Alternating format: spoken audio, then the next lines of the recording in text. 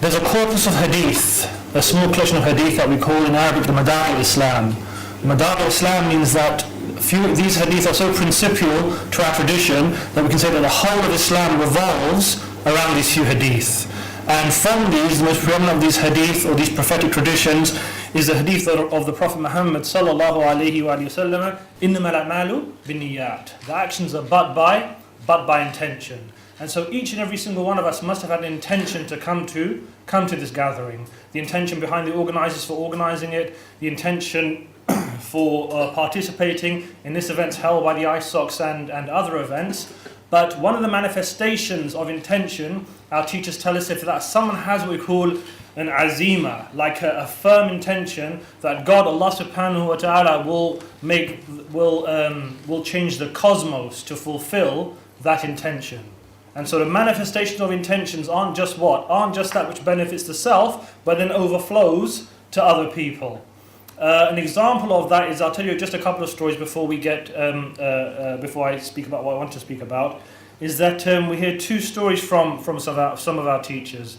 One was the story of an old man, and it's talking about having a firm resolve, and each and every single one of us should be people of jiddiyah, that we be people of seriousness, that we have a firm resolve. And they speak about this old man and that he was coming to the mosque, and so he told his family to prepare his clothes for him, because he wanted to look in his best clothes before he would go and pray in the mosque in congregation. And it was raining outside.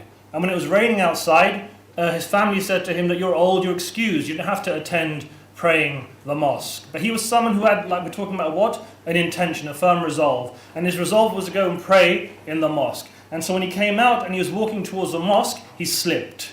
And when he slipped, his clothes became soiled. So he returned back to his home, and when he came back to his family, they said to him, what? You're excused and I'll stay at home. He said, no, bring a fresh set of clothing for me. And so they said, you're excused, you're an elderly man, it's raining, you don't have to go and pray in the mosque. He said, no, bring a fresh set of clothing. So they brought a fresh set of clothing for him. He got changed again and he came out. He's walking to the mosque. Before he enters the mosque, what happens? He slips again. He slips again and soils his clothing. He returns back to his home now. Second time, so he's coming out for the third time now. Asks for a fresh set of clothing. When they give him a fresh set of clothing, he comes out. He's walking to the mosque in the rain. He's about to enter the mosque and he slips. As he slips this time, a man comes and grabs him. So this man grabs him and he walks him to the entrance of the mosque and he says, there you go. So the old man says to him, he says, come and pray with me. He says, no, I don't pray. He says, oh, what do you mean you don't pray? You're walking through the mosque, you should pray with me. He says, no. He says, who are you? He goes, I'm the devil, shaitan. Yeah? And he said that the first time I saw that you slipped and went back, God forgave you for all of your sin.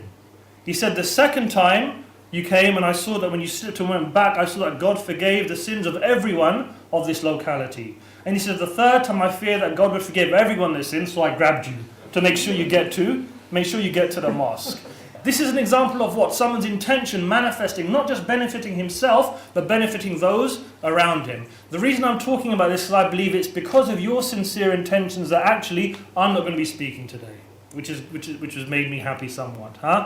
This event coincided with one of our teachers. And one of our teachers here, his name is Habib Faisal Al-Kaff. He's arrived from the Hijaz, from the Middle East, and it's coincided with him coming and blessing us with his attendance at this gathering. And I believe sincerely that this wasn't because of anything that I did, it's because of the intentions of the individuals sitting here in this room here today. So today we're going to ask Habib Faisal Al-Kaff to come. Habib Faisal Al-Kaff is considered one of our teachers, and it's not befitting in our tradition for the student to speak in front of the teacher.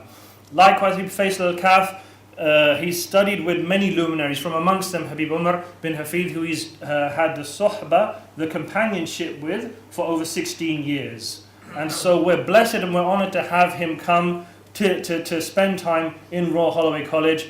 The Kaff family, as a family, it has this prophetic lineage going back to the Prophet Muhammad sallallahu alaihi wasallam himself. So not only are we honoured to have someone who's a luminary from our tradition, we're honoured to have someone here likewise from the prophetic household. So inshallah, I'll ask him to come up inshallah and give some words. Jazakallah khair.